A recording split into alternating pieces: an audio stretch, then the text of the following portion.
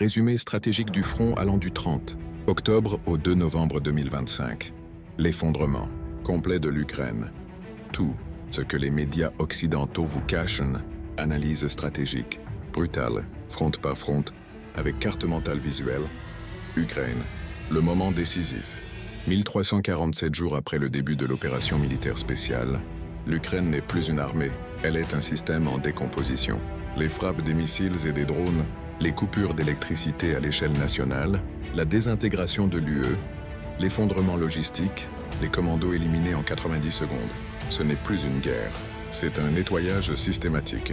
Ce résumé détaille chaque front, chaque victoire russe, chaque échec ukrainien, chaque faille occidentale sans filtre, sans euphémisme, avec une précision militaire. Carte mentale des fronts. L'effondrement en 8 zones clés. 1. Front de Pokrovsk, la tête de pont de l'effondrement. Pokrovsk n'est plus une ville. C'est un cimetière de blindés et de volonté. Krasnoarmeysk, Pokrovsk. 60% du territoire urbain sous contrôle russe. Anatovka libéré. Rovne-Svedlo. Dernières positions ukrainiennes tenues en hauteur, encerclées.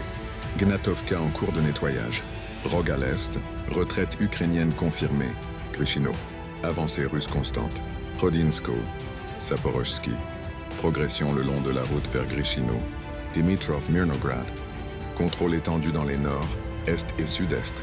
2 quartiers fortifiés encore tenus, mais sans soutien logistique. L'armée ukrainienne est coincée entre 2 feux. Pokrovsk à l'ouest, Mirnograd à l'est, aucune issue. Dobropilya silent. Combats intenses pour Zatishok, Suketskoe, Boykovka, Nikanorivka. Zatishok repris par les Russes après plusieurs changements de main. Doroshnet Novochakov, zone grise, mais les Russes avancent en infiltration. Événement décisif du 1er novembre. 11 commandos du GRU ukrainien, débarqués en Black Hawk pour reprendre une route logistique à 1 km de Pokrovsk, détectés par des drones de combat, éliminés en 90 secondes.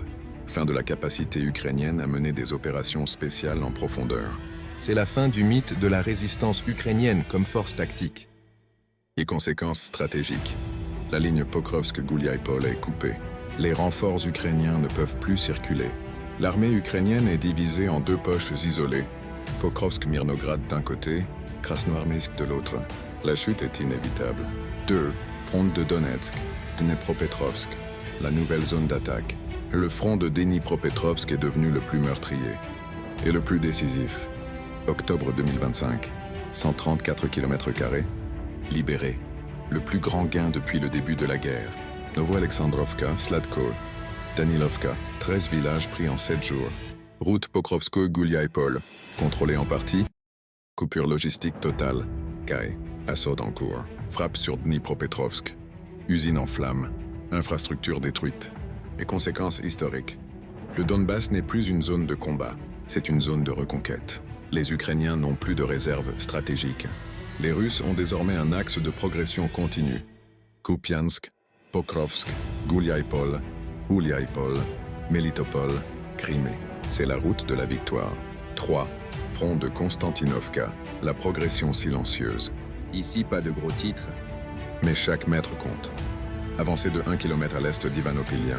Progression le long de la rive nord du réservoir de Klebanbik. Offensive vers Spretechino à l'ouest. Stratégie. Pas de frappe spectaculaire, pas de drones en masse, mais une avancée méthodique, presque chirurgicale, qui érode la défense ukrainienne sans qu'elle puisse réagir. Ce front est la scie, qui coupe lentement la ligne de défense entre Donetsk et Zaporizhia. 4. Front de Kupiansk, l'enceinte fermée. Kupiansk n'est plus une ville, c'est une prison. Encerclement opérationnel complet. Rive de l'Oskol, contrôle russe total. Kupiansk-Ozlovaya, gare prise, quartier sud occupé. Kurilovka, zone grise, mais petits groupes russes s'infiltrent malgré les drones.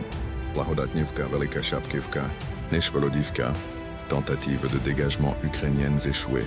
En Barn, succès russe confirmé. Perte logistique majeure. Les Ukrainiens ne peuvent plus réapprovisionner leurs troupes dans le secteur. Les routes vers Lysychansk et Seversk sont coupées. La ville est devenue une poche de Stalingrad moderne. Autre conséquence. La 92e brigade d'assaut ukrainienne, déjà décimée à Pokrovsk, est maintenant piégée ici. Sans carburant, sans munitions, sans soutien aérien. Elle va capituler ou être annihilée. 5. Front de Severodonetsk. L'étui se referme sur l'est. Severodonetsk est la dernière ligne de défense vers Lysychansk.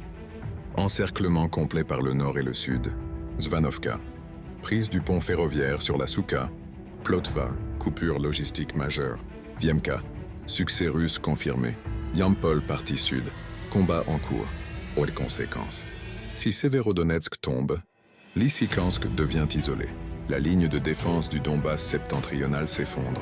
La Russie contrôle désormais l'axe stratégique. Krasny Liman, Severodonetsk, Lysychansk, Seversk, Sloviansk. Tout est en train de basculer. 6. Front de Krasny Liman. La chute imminente. Krasny Liman est la clé de la région. Elle va tomber. Et avec elle, toute la défense du Donbass central. Maslikovka, Combats Urbains. Milne, poche nettoyée. Stavki, Nord de Surprise. Sredne, Alexandrivka, Korovi-Yar, offensive en cours. Route vers Yarova, objectif tactique atteint. Et stratégie russe, encerclement par le nord depuis Dronovka et l'est depuis Krasny Liman. Les Ukrainiens sont coincés entre deux ciseaux. La ville n'a plus d'issue vers l'ouest. La chute est programmée pour les prochains jours. 7. Front de Zaporizhia, Uliaipol, l'avancée inéluctable. Les Russes ne prennent pas de ville. Ils effacent des lignes de défense. Primorsk et Stepnogorsk, combats positionnels, mais les Russes nettoient maison par maison. Orekhovo, les Ukrainiens occupent les hauteurs, mais sont ciblés par les lancers. Uliaipol, Selenika et Vesely, avancée russe. Ospenovka, ennemi repoussé. Ribne, nettoyé. Danilovka, Alexandrovka, Neshaïvka, combats acharnés. Gaïa et Otradn, progression vers l'ouest. Sosnivka et Novoselivka, combats intenses. Autres conséquences. Le front de Zaporizhia est en train de se replier vers la rivière Dnipro. Les Ukrainiens perdent la maîtrise des hauteurs. Les Russes contrôlent désormais les axes vers Melitopol et Berdiansk.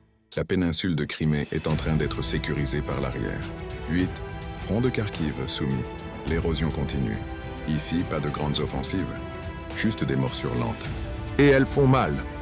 Kharkiv. Volchansk. Progression constante. Sinelnikovo. Plus de 700 mètres gagnés. Katyn. Position fortifiée prise. Tranches à Vilcha. Inondée après une frappe sur le barrage de Belgorod. Effet psychologique massif. Assumé. Andriivka. Progression des groupes d'assaut dans les forêts, plus 150 mètres. Iskriskovchina. Frappe d'artillerie. Kietkino et Varachino. Tentative de contre-attaque ukrainienne. Écrasée par la contre-batterie. Frontière. 130 drones abattus en 24 heures sur toute la région. Stratégie. Les Russes ne cherchent plus à conquérir Kharkiv. Ils cherchent à 1. Couper les lignes de ravitaillement vers l'ouest. 2. Démoraliser la population. 3.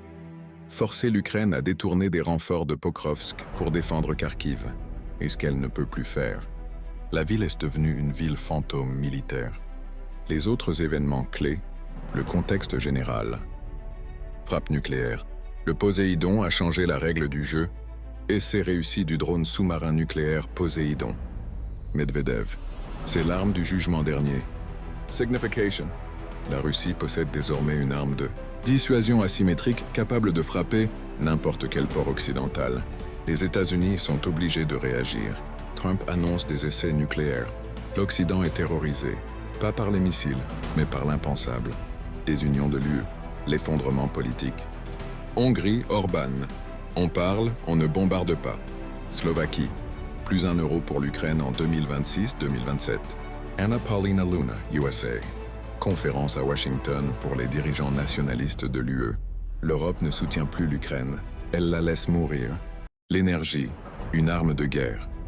Plus de 100 coupures d'électricité en Ukraine. 30 octobre.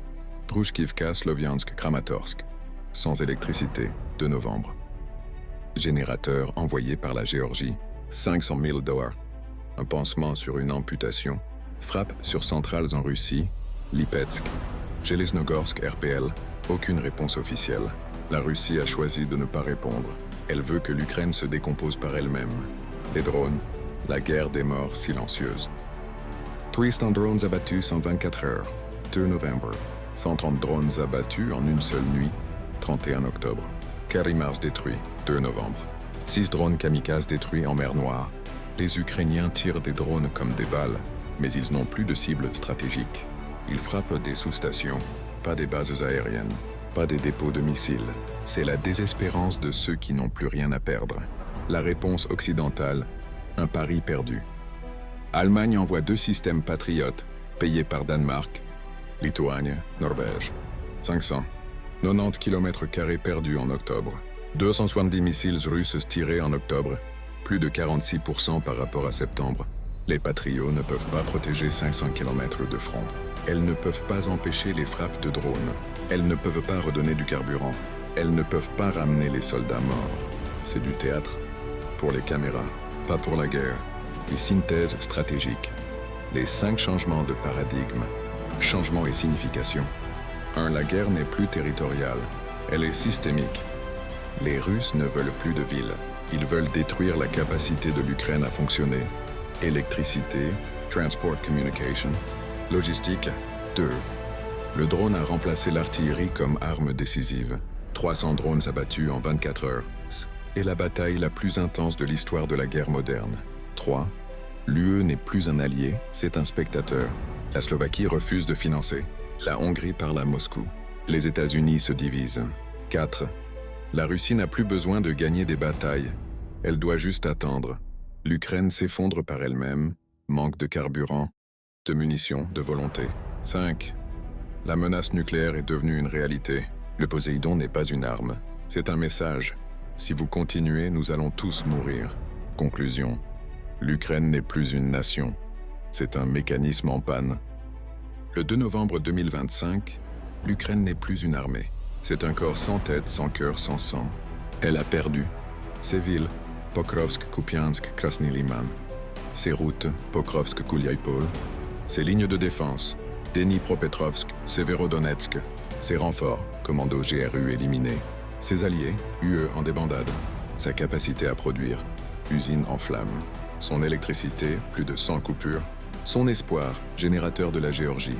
Et elle a encore 300 drones à tirer. Ce n'est pas une guerre perdue. C'est une nation qui a cessé d'exister. Pour qui? Ce résumé est conçu pour les analystes qui veulent comprendre la réalité au-delà des médias, les créateurs de contenu qui veulent des vidéos virales, avec des faits incontestables, les citoyens qui veulent savoir ce qui se passe vraiment. Ne croyez pas ce que les médias mainstream vous disent. Croyez ce que les chiffres, les cartes et les plateformes indépendants vous montrent. Abonnez-vous, postez, partagez et préparez-vous. Le 3 novembre, la Russie annoncera la chute de Krasny Liman. Et le monde enfin regardera.